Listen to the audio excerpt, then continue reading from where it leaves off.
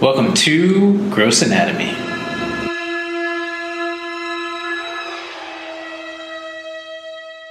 We're live? Live? So we're live? We're live with Gross Anatomy podcast, where we explore the sights, smells, and sounds of medicine and how it pertains to pop culture, meaning books, movies, TV, and the world around us. And I am Dr. Jason Cohen. And I'm Lauren Taylor. And I got a haircut. What do you think? I like it. It's a little funky, but who knows? You seem like you've got all your hair. You talked once about your wife giving you Botox injections. No, I'm seriously well, that's why I got my haircut like this, so my curls kind of hide my thinning. And you said it was painful, right? You didn't want to do it anymore? Oh, yeah, that Botox, not Botox, but it's not Botox, but it's PRP, plasma-rich, or some other growth stuff into the scalp. It hurts. It's not for me. It's easy for me to say because I'm not yet bald, but I feel like I'd rather go bald than endure that pain. I'm not a big fan of pain. Oh, especially on the top of your head, needles. I don't know how women do it. Like or men too. I don't know how people go and get these and it's something my wife does. I don't know how people go to get these injections done to make themselves look better. I was wondering about that. I mean, I've never done Botox, but I want to. But I'm like, can I handle the pain? I don't know. Right. And it's not even the Botox. It's the filler also. The Botox and the filler. And I wouldn't be able to sit still. I'd freak out, especially on my face. Like, if you're doing it on my leg, that's fine. But I don't need it on my leg. I have a very young-looking leg. Well, that's good. Well, That's really all we have to talk about today. So. And that's it. And thanks for joining us today on Gross Anatomy. Yeah. Give us an update. How are you? What's going on? So I'm on call this week, so it's a stressful week for me. But oddly enough, I don't know if we discussed it. It's been a somewhat slow. It's been a little slow for me surgically. I'm busy with other stuff, but surgically, or elective. I've done some emergency surgeries, but I haven't had my elective surgery schedule filling up, and I think it's for two reasons. Unfortunately, we had a lot of change in staff at our office. So my new surgery scheduler isn't necessarily yet up to speed. And then the hospitals where I work were kind of non-emergent or life-threatening and non-cancer stuff was kind of being put secondary and not prioritized. So these last 2 weeks, it's been a little weird. When I was working for years with my mentor, I would talk to him about, I'm slow a little bit. And he would say to me, and he was probably at my age where I am now, I get that too. I get periods where it's slow for me and I still panic and fear. This is what he was telling me as a 50-plus-year-old. He would say, and I'm wondering, is my practice over? Is no one coming again? And then it would get busy again. But I'm kind of in that. So I'm trying not to be upset that it's slow. I'm trying to enjoy it, to kind of catch up on other work and other things. Mm-hmm. But it's a weird thing being slow. I guess for everybody, it kind of is an easy stressor, wondering, is no one coming in the door anymore? It's a weird thing. I'm sure it'll pick up because I read that California is doing better than any other state as far as hospitalizations. So hopefully it'll pick back up. Yeah, no, the volume of patients is there just for whatever reason my surgery schedule is, but I'm pretty sure it feels like it's about to ramp up. So I shouldn't be upset. I should and that's what this mentor told me. He said, even he, 30 years into his career would go through these periods of stressing, but he said, learn to try to enjoy those, downturns. Do you have anything fun scheduled in the future? Is there anything you're looking forward to? I have nothing fun scheduled. We moved this past weekend, so we have boxes everywhere. You moved? We moved to the Valley. We're Valley people now. Wow, that's huge. I had no idea you were moving. I'm a Valley boy now. So we have boxes everywhere. So that's a stressful thing too, but we're getting through it. All right. Well, yeah, that's a huge thing. Yeah. I'm surprised. I thought you guys were going to move more to the country. Well, that'll be the next move. Okay. The country will be the next move. The country or the Caribbean. I'm working on trying to figure out how to get to the Caribbean. I like it. So I had a few questions for you. There was a few news articles One was about Pelé, who's recovering from cancer surgery, colon cancer surgery. But it said that they had to remove a lesion or a tumor. Are lesions and tumors the same thing? Lesions and tumors are the same thing, exactly. Or growths, lesions, tumors, they can all be the same thing.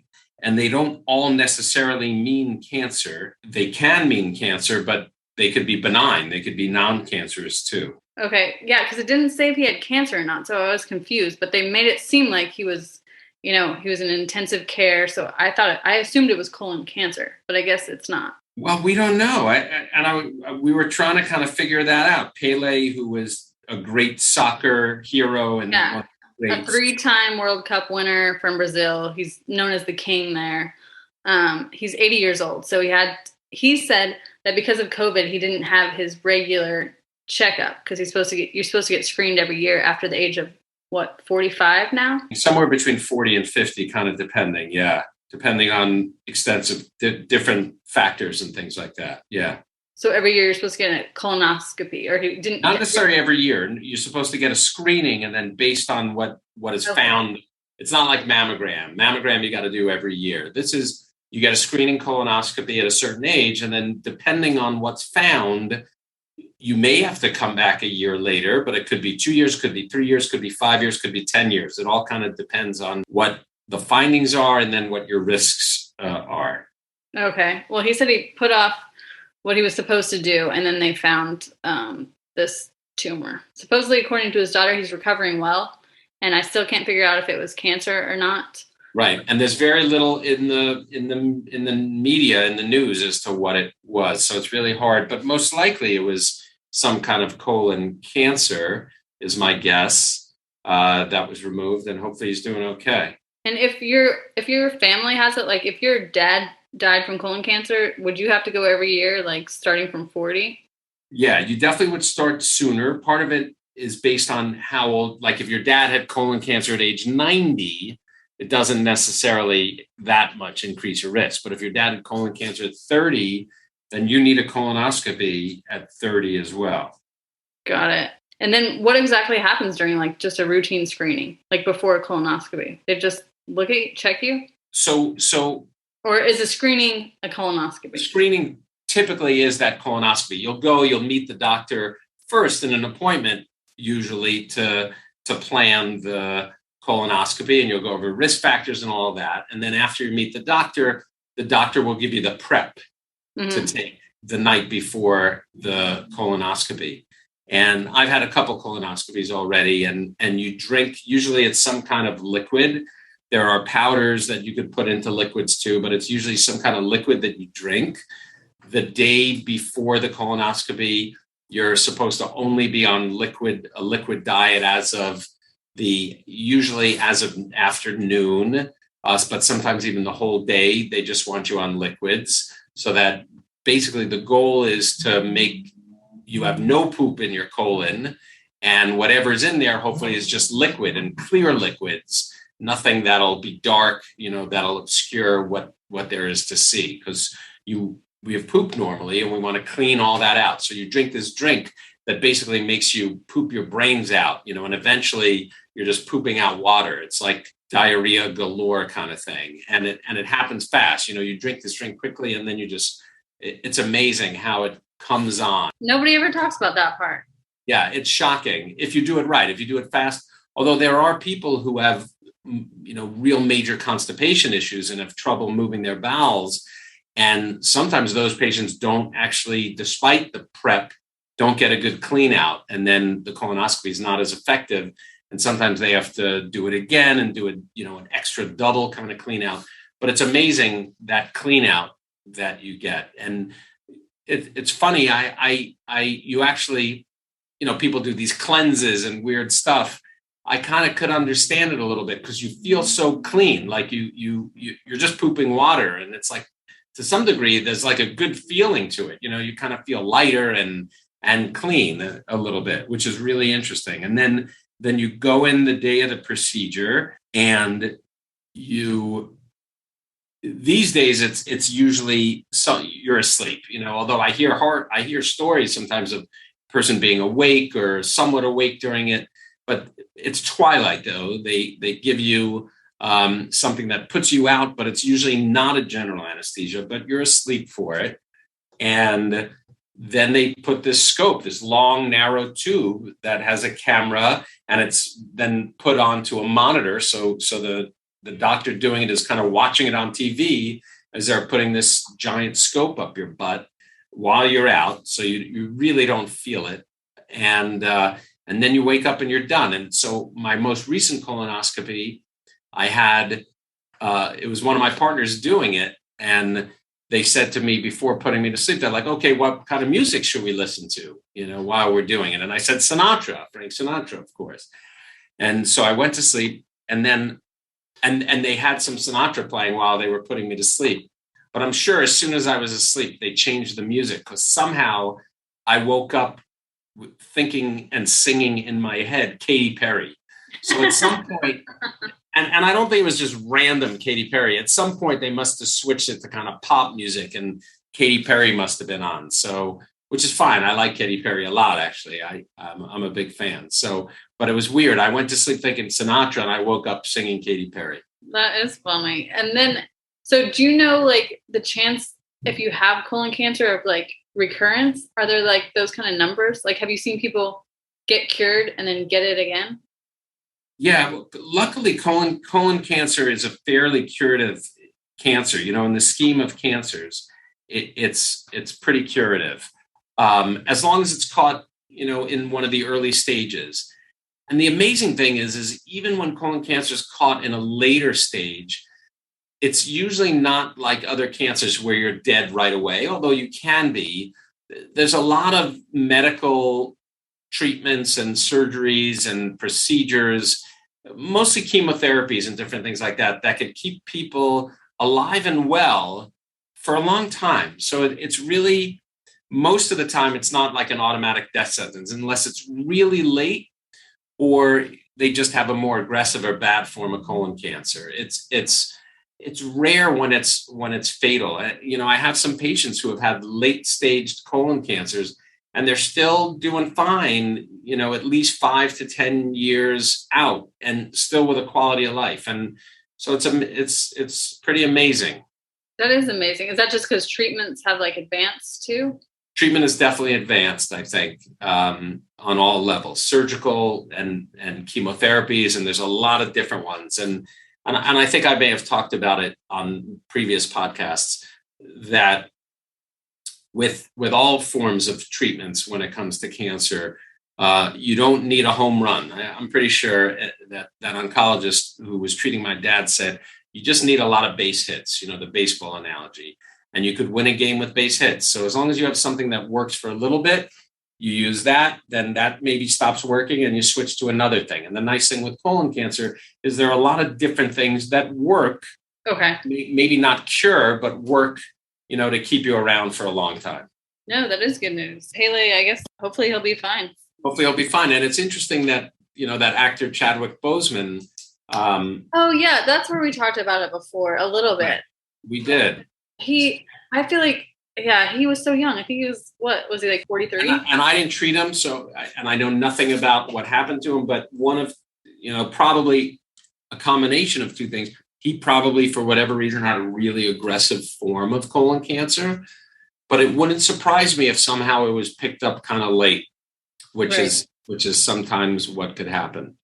Well, because if he didn't have a history or he didn't go in early because he had a history, then yeah, I think the screening age normally is 45. So he would have not known to go. Right. But part of it may be, with COVID, we were just talking about, a lot of people kind of forgot to take care of themselves or were too nervous or scared to go to the doctor or go to the hospital because the fear is, there's COVID all around there, which I think, unless you're going to a general doctor, there's probably less COVID, at a surgeon's office or at a GI's office and at the hospital, except for the COVID area, there's no COVID, Right. So, I mean, it's less chances than going to the grocery store, which you do all the time, or like exactly. Regular errands. Right. Yeah. So people should stop being afraid and go get their checkups. Exactly. Good point. So just general, like we always talk about this, but there's no kind of like diet, exercise you can do to prevent it, right? Colon cancer? Well, theoretically, a high fiber diet is good for colon health. A lot of fruits and veggies, potentially preventing to some degree as well. So high fiber, a lot of fruits and veggies is thought to be good.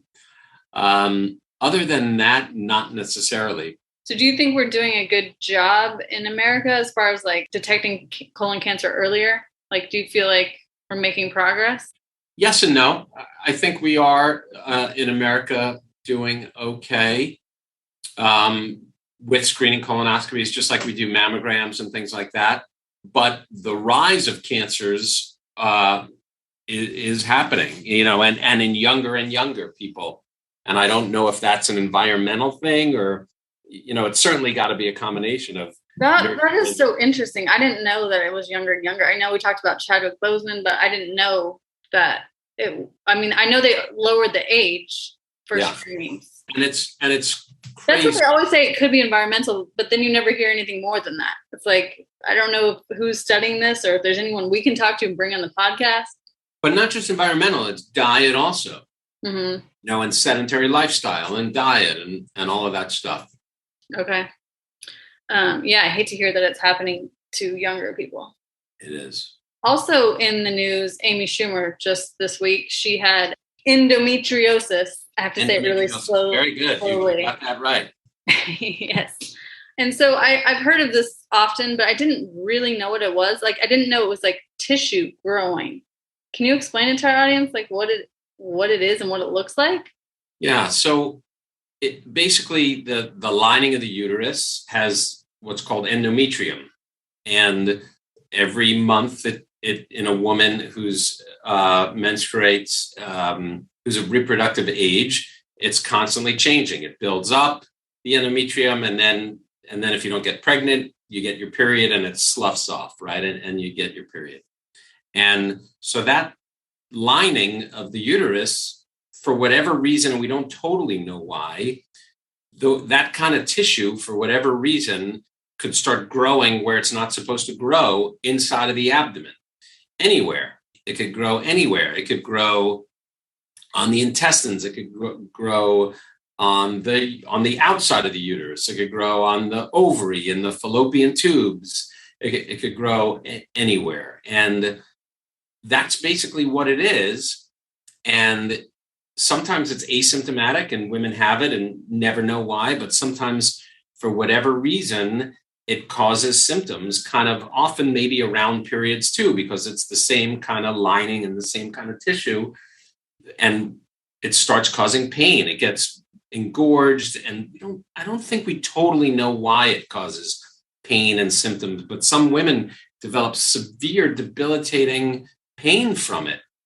Mm-hmm. No, that's what I was reading that she had. I mean, I feel bad. She's like, if you have really painful periods, you might have this too. But right. Hers was so bad that she chose to remove her uterus and appendix. And this I never heard of because Wait, they took out her uterus? Are you sure? Yeah. I didn't see. Oh, okay. Yeah, she had her uterus removed and her appendix because apparently the tissue was growing there. They had got it in different spots. Yeah, it could grow all over, and it's sometimes even very small. Sometimes it's kind of like pea-sized or even smaller. It could sometimes be larger as well. And it could also cause infertility issues. That was the other thing I wanted to say. Because it could grow in the ovaries, around the ovaries, in the fallopian tubes, and affect someone's ability to get pregnant. Well, she was talking about that before. She was going through IVF treatment and saying, it was painful. So she decided to freeze her eggs so she'd have more choices. And then she did this. So obviously she can't have a kid. She doesn't have a uterus. So I guess she's probably going to have a surrogate because she has money, which is great. But I was reading, I didn't know that it caused so many infertility issues in women too. It can. And interestingly, you wouldn't think someone's appendix would be removed. Like why are they doing endometriosis surgery and taking out the appendix? And the reason is not totally clear. Sometimes the endometriosis grows on the appendix, and that's an obvious reason to get it out. But sometimes the thinking is, well, you're in there anyway, let's get the appendix out. It's a relatively easy operation that doesn't have any major side effects. And sometimes appendicitis could kind of look like endometriosis, and someone could have chronic pain. And certainly if we take out the appendix, the patient's never going to go and get appendicitis. So that's kind of the thinking too, sometimes why the appendix gets removed. It may not even be related to endometriosis. It may just be, let's make sure this patient never gets, we're in there. Let's make sure they never get appendicitis. If they get the pain down that in the right side, we're never going to say, well, maybe it's endometriosis, maybe it's appendicitis. I don't know. It's more kind of, let's take it out of the equation. And that's why they'll sometimes remove the appendix. Okay. Have you ever taken out that kind of tissue before? Like, have you done that is that considered a general surgery? Usually gynecologists do it, but they'll often do it with either a colon and rectal surgeon or another general surgeon to help do, because sometimes it'll be growing into the intestines and things like that. And we have to help deal with the intestines. When we decided we would talk about this, I remembered a patient who I'm still I hear from now and then, a wonderful woman who came in with a mass in her abdominal wall, like on her belly, on her abdominal wall. And we were worried that it was a tumor, like a cancer, and it was causing pain and it was growing. And we wound up having to take her to surgery and removing that mass and kind of reconstructing her abdominal wall. And it was behaving very aggressively, almost like a cancer. We thought it was going to be a soft tissue cancer.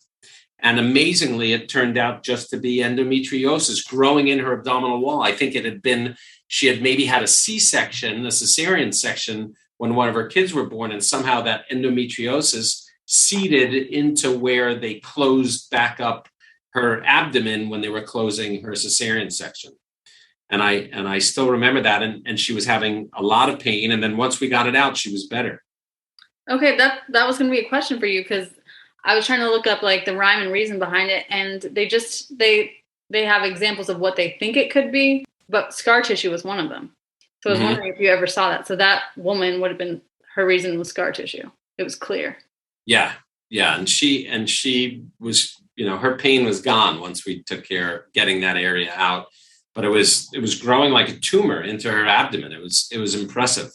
Wow, that's scary. Surgery isn't usually the first treatment. Sometimes it's hormonal manipulation, birth control, different things like that, to try to see if it can improve the symptoms. Surgery often is saved for more of like infertility, or sometimes you need to do surgery to make the diagnosis actually, or if the birth control isn't necessarily helping. Okay. So have you ever known anyone that suffered from it personally? I haven't. I've had a lot of patients who I've known personally, but friends and family, I'm not sure. I don't recall. But it's more common than you think. I've never heard anybody like talk about it. So I guess that was Amy Schumer's point to like, this happens to women. We don't. And she felt like women just they're treated like they just have to accept their pain. And her point was that you don't have to. So she chose the surgery. One of the funny, weird, strange things about diseases is they need celebrities. Diseases need celebrities, and it's often why we make advances in treatments is some celebrity decides to champion it, both with awareness as well as financially for research. And that's what gets these diseases often fast-tracked and more attention and more research dollars and more treatment. And it needs being spoken about. And so unfortunately or fortunately, it's horrible that she's suffering, and hopefully she's doing great. But the silver lining to it is that hopefully she's going to benefit tons of other women after her now because she's championing this. Yeah, because I was reading that's like one problem with it, why they don't have a lot more answers, is because they say they need a lot more money and funding for research. Yeah. So that's all I got about Amy Schumer. But, we forgot to mention in Pelé, that Pelé movie that I watched recently and you watched is called Victory. It's with Sylvester Stallone and Michael Caine. It came out in 1981. You guys should check it out. I'm sure it's on some streaming service, or you can pay for it. I saw it as a kid. I remember it in the theaters. That's how old I am. Oh, was it exciting? I bet it was an exciting movie to see in the theater. It was really exciting. Yeah, it was kind of like The Longest Yard a little bit, that Burt Reynolds movie too, that was then remade by Adam Sandler. I think I saw that one. That's a football movie, The Longest Yard. But this was about soccer, and it was great. Yeah, and so Pele's in it. How was we watching it? Did it hold up? Yes, I thought it was very interesting. It's it was not what I thought it was going to be. With like Sylvester Stallone, I thought it was going to be more of an action movie. It wasn't. It was really about soccer or the football match. Right. And was he the goalie, Sylvester Stallone? I'm trying to remember who he was. Yeah, he was the goalie, but he actually didn't have any experience. He was like the American. It was like people in a POW camp. So right. It was a good movie. And Michael Caine was one of the people also in the POW group, along with Pelé. They formed a team. Was Michael Caine a player or a coach? He was a famous coach. Right. Okay. I don't remember if he played on the field or not, but yeah. Right. I don't want to give it away, but it's very interesting. This match they end up having with like the Nazis. Right. Very interesting. Yeah. So thanks for joining us, everybody. Thanks, everyone. That's it for this week. Thanks for listening to Gross Anatomy, and be sure to subscribe to our podcast so you can check out more episodes on the evolving sights, smells, and sounds of medicine. Gross Anatomy is not intended to be a substitute for professional medical advice, diagnosis, or treatment. Always seek the advice of your physician or other qualified health provider with any questions you may have regarding a medical condition.